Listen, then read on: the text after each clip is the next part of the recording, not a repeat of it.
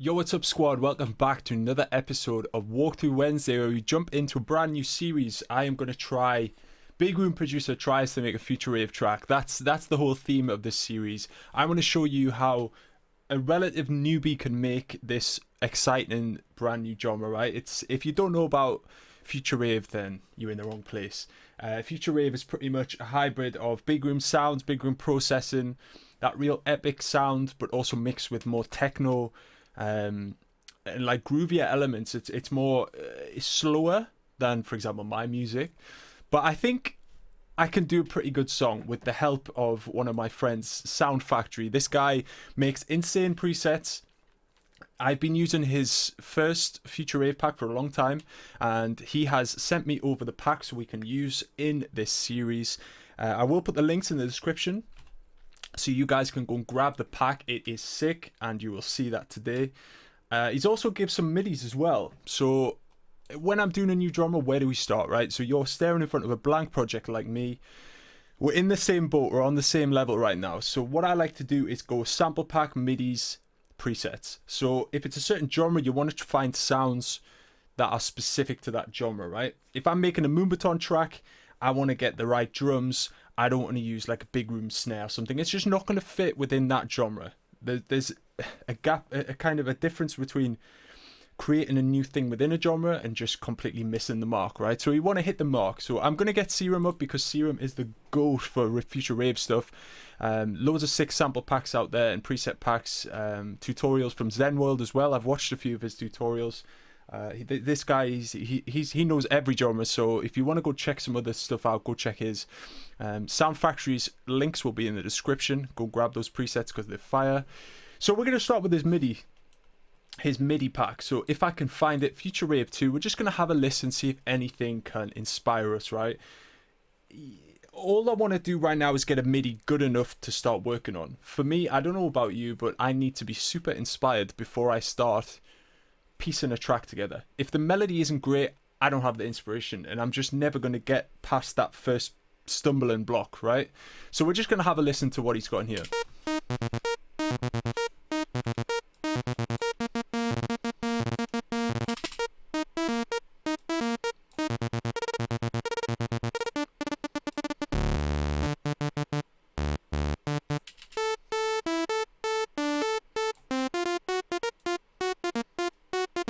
So I do like this one. We're going to jump into his pack as well, and we're going to try and try some leads out for size. We're in the changing rooms right now. We're just chucking everything on, see what fits, see what looks good. Future Rave Volume 2, and we go to the leads section. Now, I like the leads towards the end, these ones.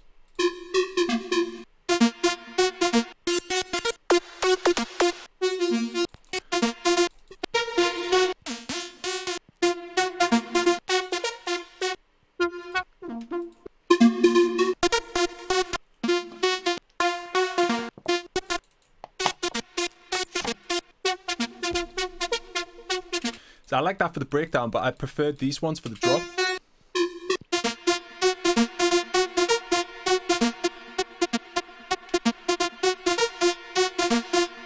I'm going to be playing a lot with the rate here because I want to do some cool stuff. As a DJ, I feel like I've been given that first-hand experience of those DJ Tool build-ups and drops, That's what I love so much about Future Rave, where it's like, then the drop comes in. I love all that kind of stuff. You'll hear a lot of my music takes inspiration from that kind of DJ Tool aspect. When shows open up again, I want to have some cool build-ups which catch people off guard. I don't want to just do the standard 15-second build-up and straight in the drop. So we have a cool lead and a cool melody. So I want to try and get the melody to an even better point, something for me. I'm also going to show you this. I have on my other screen, I don't know if you can see this. No, you can't. On my other screen, I have Splice open. I downloaded the Sander Van Doorn sample pack.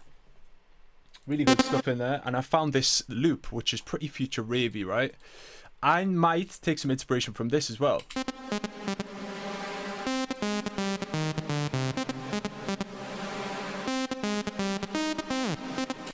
Now, how do I do that?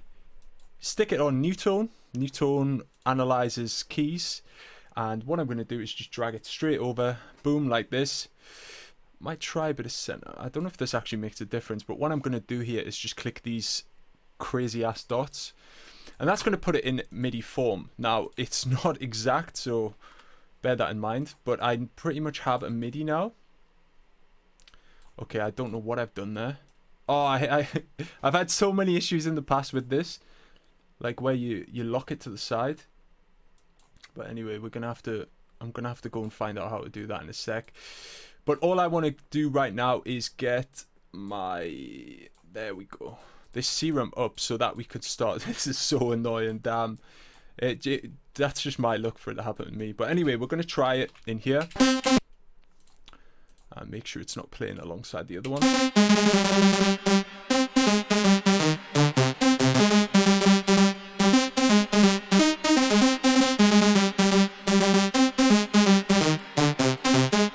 See, I like the notes that's used here. So,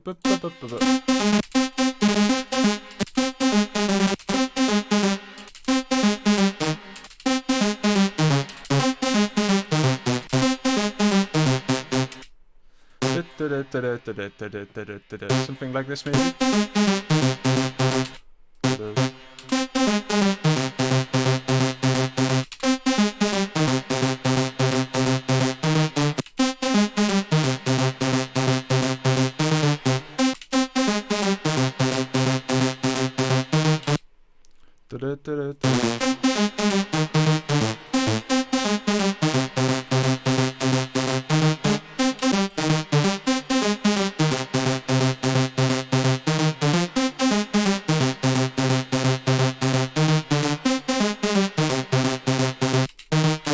Now we can do some funky little note changes here.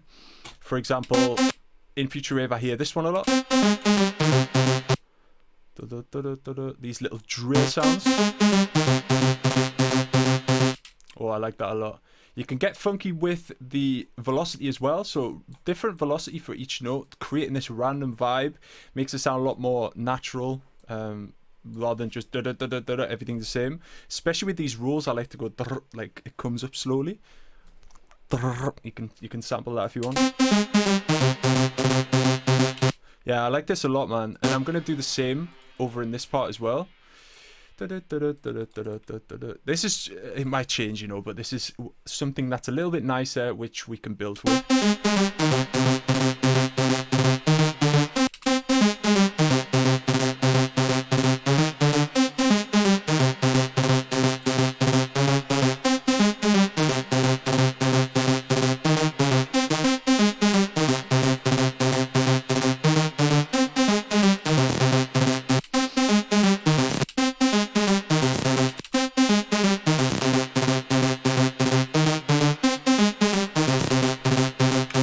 Now C's not a great note for basses, so we're just going to see what else we can get going here.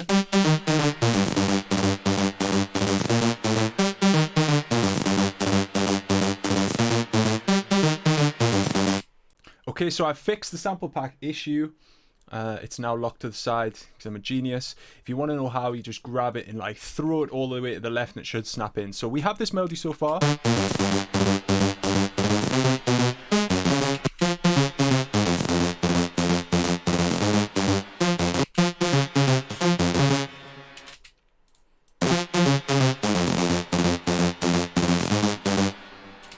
So this is something we can build on, I think. I want to try and lay down some drums and stuff as well.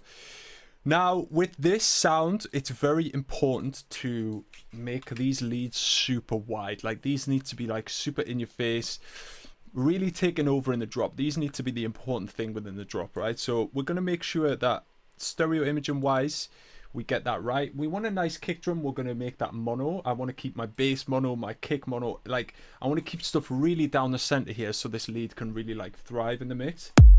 Now, this one feels really quite nice, quite clean. We'll want a clean kick as well.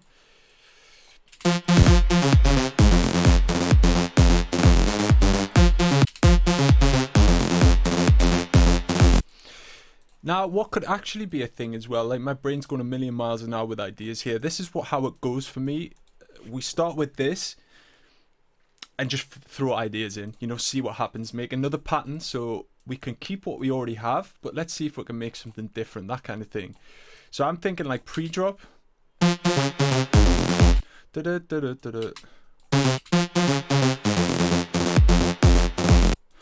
And then you could just go on like that. Like this.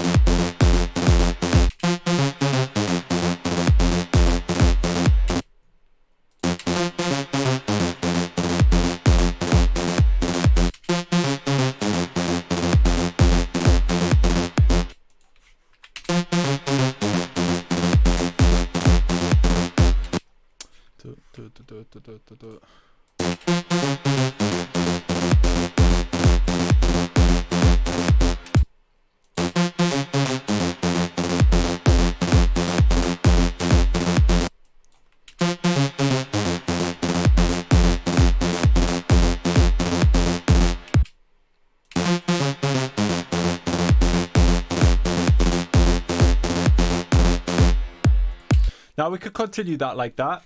Maybe it's a little bit boring, but we can always work on that later. So what I'm going to do is get a stereo imager here from Waves, and I'm just going to make this kick mono. We want it right down the center in the mix like this, super tight.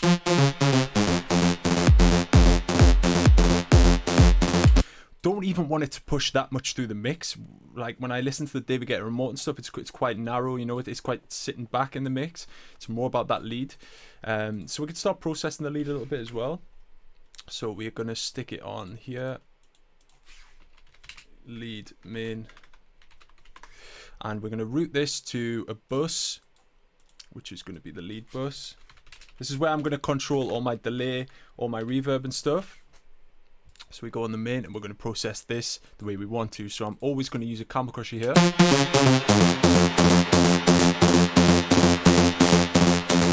Don't want the reverb either because we're going to add our own reverb.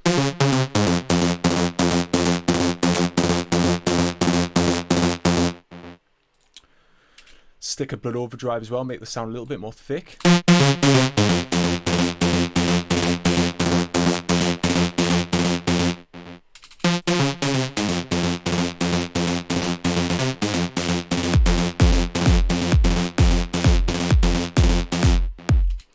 We're going to make this one stereo. So we're going to push this to like wide in the mix, quite wide, but not too wide, let's say.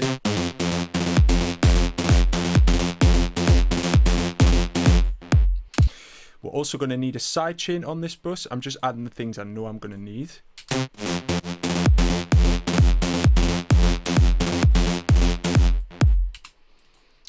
Let's try that on the melody, see what the other one sounds like as well.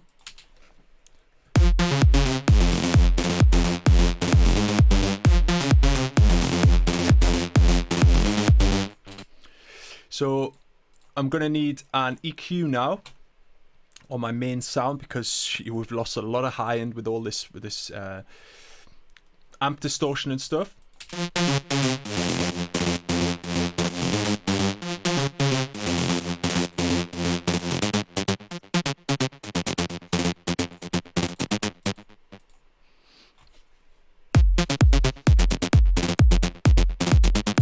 Now this one could work actually. I'm doing a million things at once. This is probably really hard for you to watch, but trust me, believe in the process. So we're going to start this like this, I believe.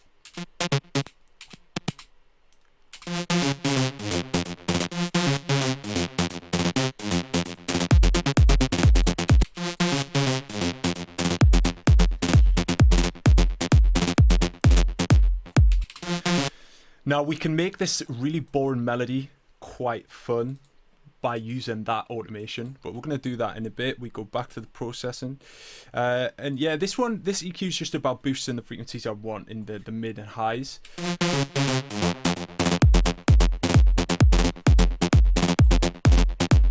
See how thick I'm making the sound? That's the main goal here. Then we go on to some saturation. I'm going to use FabFilter Satin because I want to boost the mids and the highs with some clean tape distortion. How the F do I get rid of that? I hate when plugins don't do the things I want to do. So let's add a FabFilter Satin. Start the process again. What I'm going to do in this band is use a clean tape and do a little boost in the mids.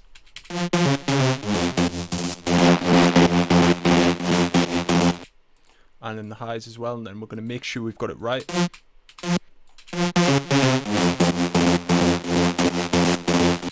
Turn off the delay for now. I like to turn off the delay and the reverb while I'm processing the sound.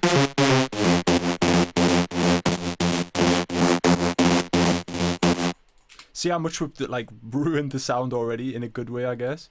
Just need to fine tune it a bit.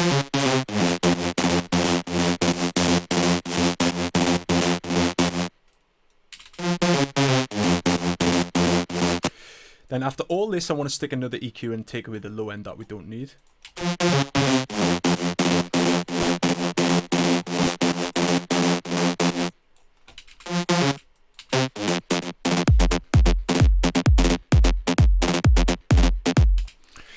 Now this could work, but I know for a fact that the melody is probably going to be a lot different in the end.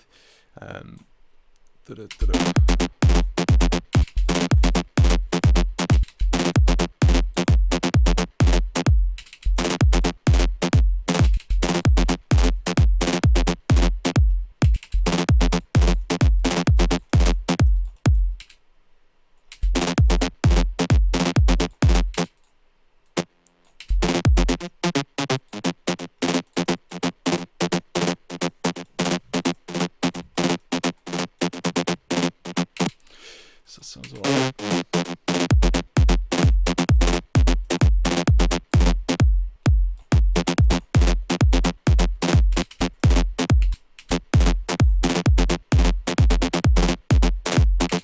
Yeah, it's something we can work on a little bit later, but let's just progress the track a bit. So we're going to leave a little gap there for the kick, for the snare, sorry. We're going to have a little sexy Pride snare in there. And as always, we're going to have a drop with 15 seconds. And then another 15 seconds, and that should be the whole drop. 30-second drop should be fine.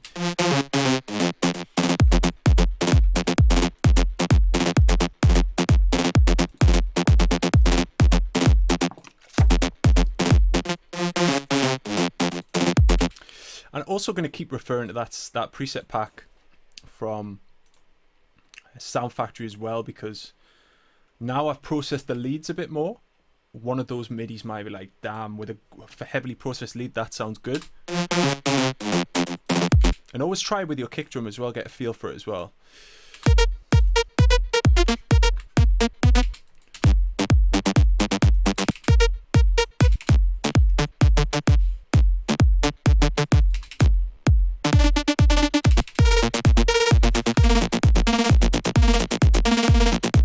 See, I love this melody, but I think it's from a track already, right? I think it's already been released, so that would be a bit tough for me to use.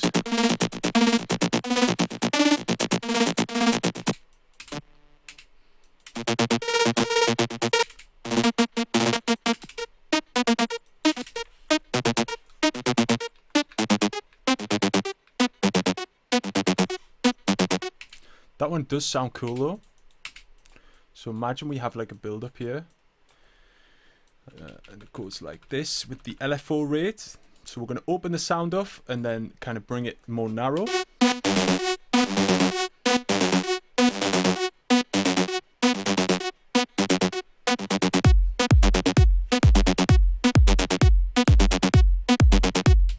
Now, which one sounds best though? Probably this, right?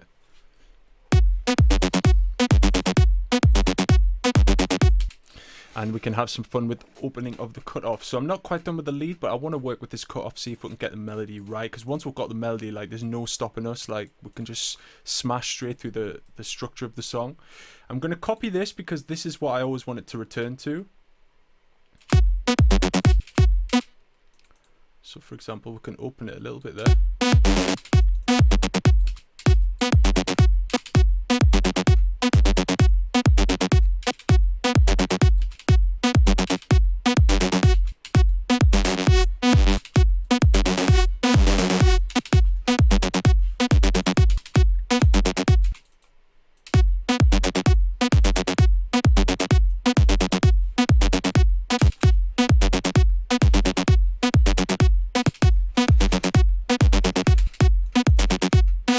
So I want to open this a little bit more than the other note. So this one, have it quite still tight. This one, open it a bit more.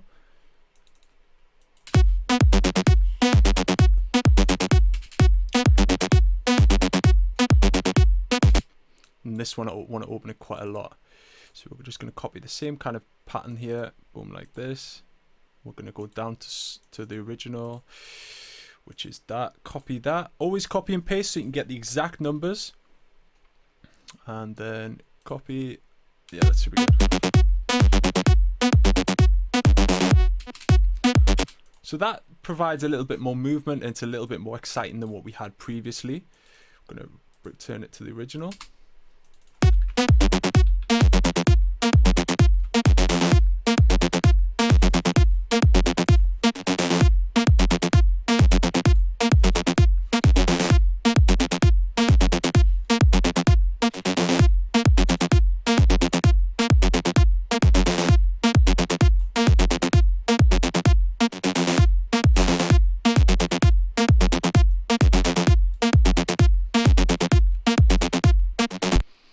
Yeah, so the build-up's going to be key with this.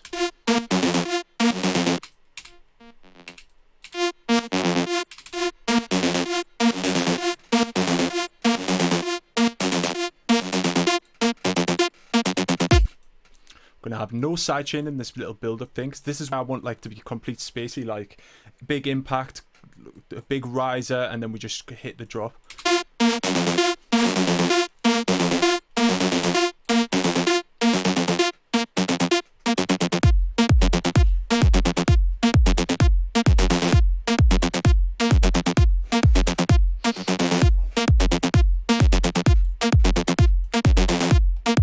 And we're going to keep the sidechain all the way up until this 8th bar, because in the 8th bar we're going to remove the kick so we can remove the sidechain. Wherever there's kick, sidechain. Wherever there's no kick, leave the sidechain off because you want this to play more naturally. You don't want it to sound like too forced. And then in the second part we're going to bring in some house drums, hi-hats, just the simple stuff, you know. And we can also copy this sidechain structure over as well. Now let's have a look for some samples. Now I like this for a drum fill. 126 BPM.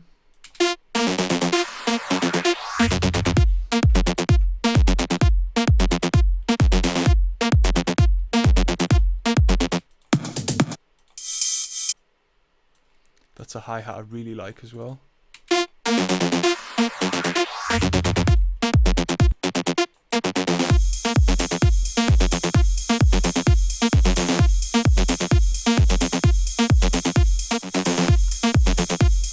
This is more of a techno hat. Just making it mono here. As I said before, I want to try and get all the drums mono. Have this lead like crazy in the stereo field. And I'm just going to mess around with the notes and see.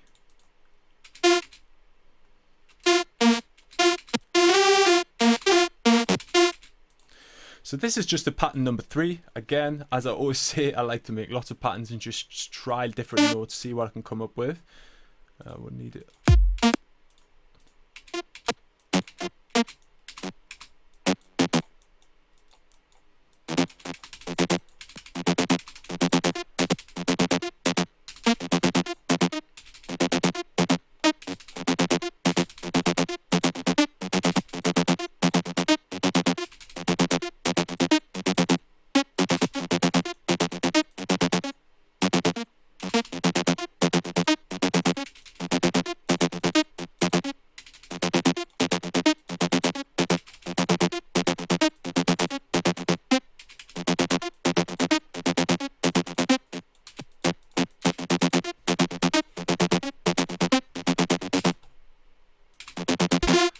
Now, how would a melody like that? I know this is quite standard though, that's the issue.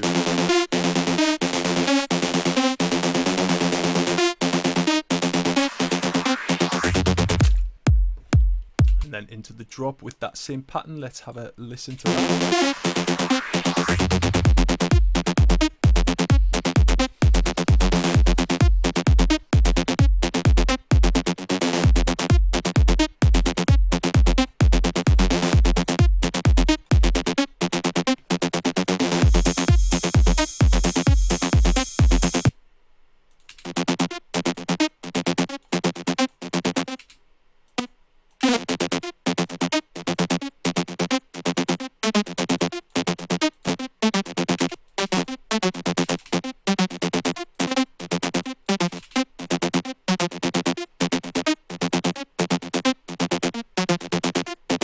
Well, that's kind of nice.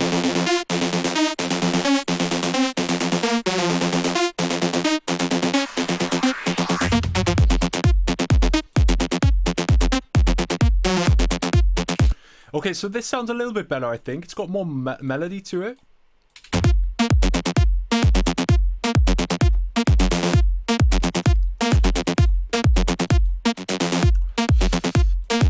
We could also use these notes from the new melody and try it in here as well.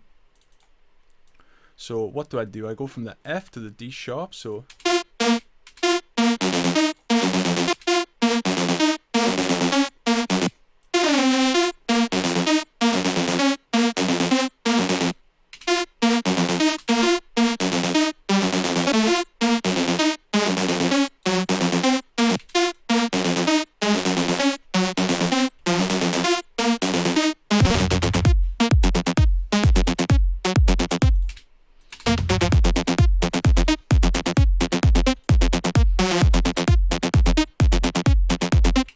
This is a little bit standard, you know, but for right now, I think it's decent enough, I would say. This has probably been a long-ass episode so far anyway, but we're going to work on these a little bit more. Because we want to open this at times. Now, this note here is where we want to play with the cutoff, so we're going to just make a new section here like that.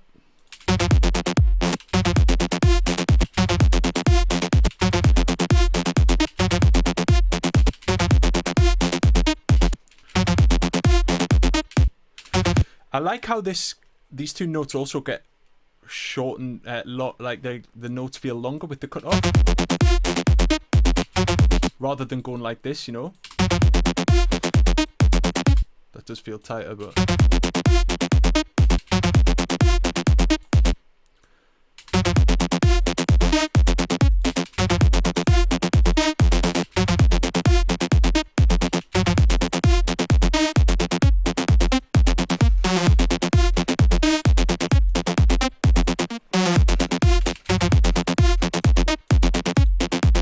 now what I'm doing here is just drawing the automations that I need, and I'm drawing them, as you can see, that big gap is where the note plays, so I want it to open up a bit. Oh, that sounds like, rhythmically, that sounds really nice. That sounds quite smooth. So we're just going to make sure everything is correct. We can even open them off even more slightly. Like that. Oh, we can do some cool stuff with the automation. The automation is going to be key here. The automations is super important, and I've done a video on this actually, showing just how important these automations and stuff are. But we're going to take that. And as you can see, all I'm doing here, it looks complicated, but it's very simple. I'm just drawing automations so that when a note, the key rhythmic note, the melodic note plays, I want to open off the cutoff of the sound. So it's going to go that kind of thing. And I'm just doing that right now.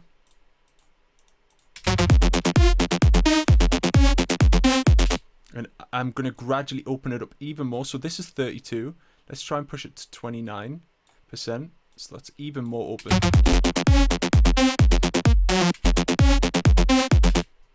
And here we're going to do something different as well.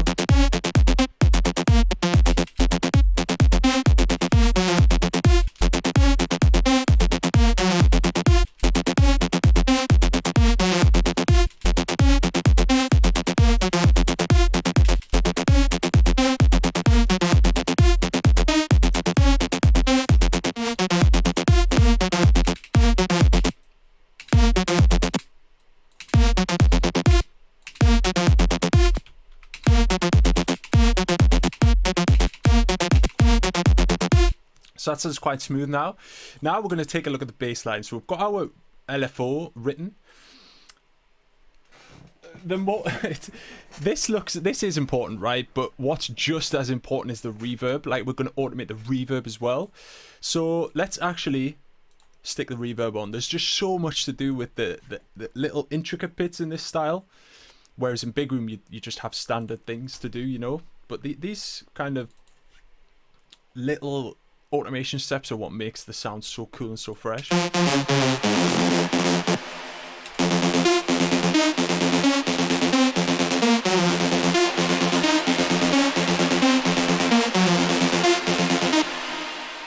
So we're going to want this to be quite wet at its biggest, if that makes sense. But we're going to start it really dry.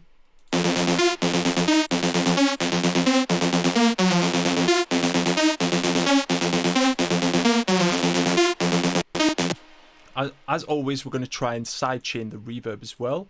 So when a note plays, you're not going to hear it, which with all these it might be quite tough to do this. We might have to do it ourselves, but if we click the peak and we click inverted, see how much the compressor's working.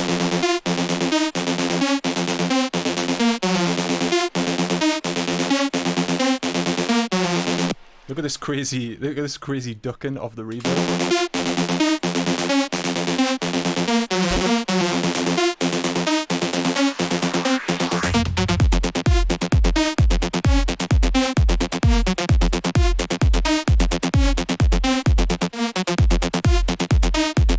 I'm going to try and add a transient master because I want it to have more of a click to this main sound.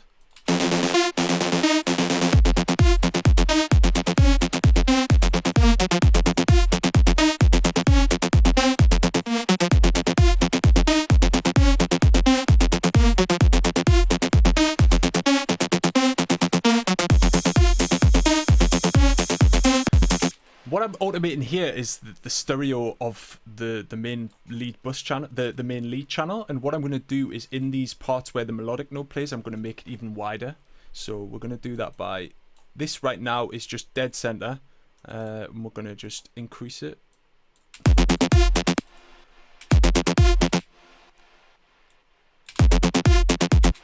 See how that goes even wider? Which creates even more of an edgy space. It's just different, right? It's something that you wouldn't expect. But with that, with the reverb in there as well, it's gonna sound really good.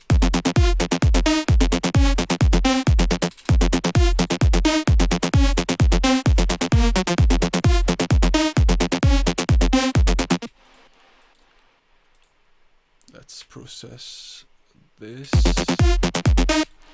Automate the reverb as well. So we go back to the reverb on the lead bus, and we're going to automate this wet knob, and that's just going to bring the reverb in. So you'll hear a massive difference here. It's just going to create way more energy.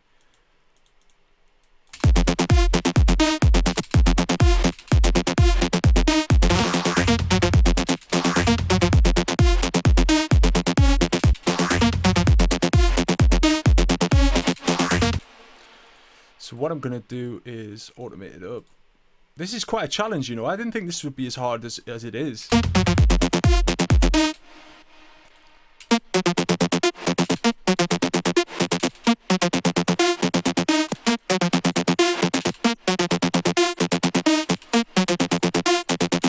And if we take the peak controller off, how does that sound?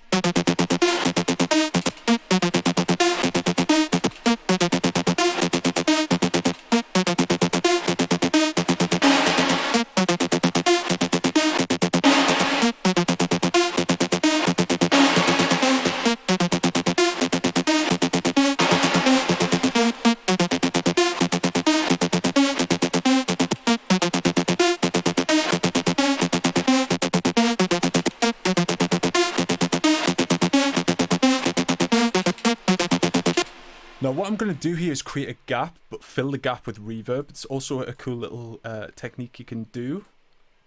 So you're just going to, this is all just random stuff, random automations that I'm doing right now to see what works. I'm just going to fill this all with wet reverb here.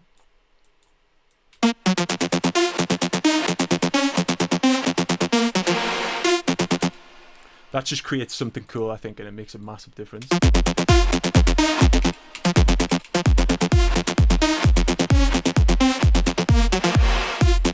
Yeah, that's really nice.